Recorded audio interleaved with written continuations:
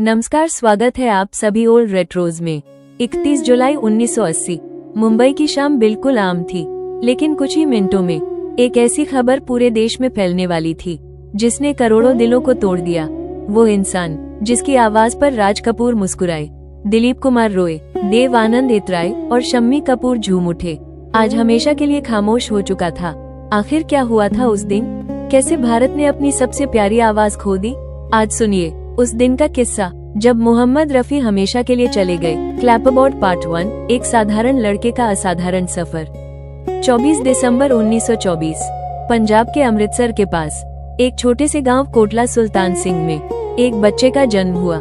नाम रखा गया मोहम्मद रफी। बचपन में वो एक फकीर को रोज गाते हुए सुनते थे। कहा जाता है यहीं से संगीत के प्रति उनका प्रेम शुरू हुआ। किसी ने नहीं सोचा था कि यही बच्चा एक दिन भारत की सबसे महान आवाज कहलाएगा। 1940 के दशक में रफी साहब मुंबई पहुंचे। संघर्ष आसान नहीं था, लेकिन उनकी आवाज हर संगीतकार के दिल तक पहुंचने लगी। क्लैपबोर्ड पार्ट 2, एक आवाज, हजारों एहसास। मोहम्मद रफी सिर्फ गायक नहीं थे, वो हर अभिनेता की आवाज बन जाते थे। शम्मी कपूर के लिए ऊर्जा, दिलीप कुमार के लिए दर्द, जॉनी वॉकर के लिए शरारत, भारत भूषण के लिए भक्ति। उनकी सबसे बड़ी खूबी थी कि वे गाना नहीं गाते थे, बल्कि हर गीत को जीते थे। 14वीं का चांद हो, बहारो फूल बरसाओ, ये दुनिया ये महफिल, मन तड़पत हरि दर्शन को आज। हर गीत आज भी उतना ही ताजा लगता है जितना दशकों पहले था।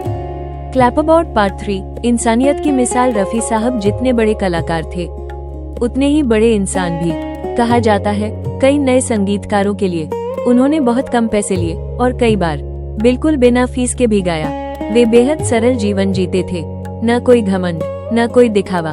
उनके घर आने वाला हर व्यक्ति सम्मान पाता था। इसीलिए फिल्म इंडस्ट्री में हर कोई उन्हें सिर्फ महान गायक नहीं, बल्कि महान इंसान भी मानता था।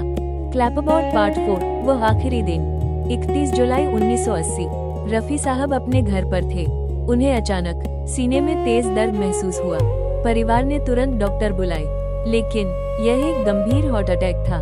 कुछ ही समय बाद भारत की सबसे प्यारी आवाज हमेशा के लिए शांत हो गई।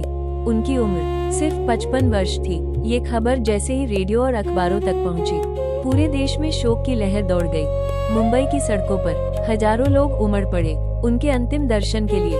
इतनी भीड़ थी कि लोगों की आंखों से आंसू रुक ही नहीं रहे थे। कई अभिनेता, कई संगीतकार और लाखों प्रशंसक एक ही सवाल पूछ रहे थे, क्या सचमुच रफी साहब अब नहीं रहे? क्लैपबोर्ड पार्ट 5, लेकिन आवाज कभी नहीं मरती। किसी इंसान की जिंदगी खत्म हो सकती है, लेकिन उसकी कला हमेशा जिंदा रहती है। आज भी जब कहीं क्या हुआ तेरा वादा, या लिखे जो खत तुझे, या तेरी प्यारी प्यारी सूरत को बजता है, तो ऐसा लगता है जैसे रफी साहब आज भी हमारे बीच मौजूद हैं। नई पीढ़ी जिन्होंने उन्हें कभी देखा भी नहीं, आज भी उनकी आवाज की दीवानी है। यही एक सच्चे कलाकार की पहचान होती है। क्लैपबोर्ड एंडिंग 31 जुलाई 1980 सिर्फ एक तारीख नहीं थी, वो दिन था जब भारत ने अपनी सबसे प्यारी आवाज खो दी। लेकिन मोहम्मद रफी कहीं गए नहीं। वे आज भी हर रेडियो, हर शादी, हर सफर और करोड़ों दिलों में गूंजते हैं। अगर आप भी मानते हैं कि मोहम्मद रफी जैसी आवाज दोबारा कभी पैदा नहीं होगी, तो इस वीडियो को लाइक करें और कमेंट में सिर्फ एक शब्द लिखिए, लेजेंड, दिल।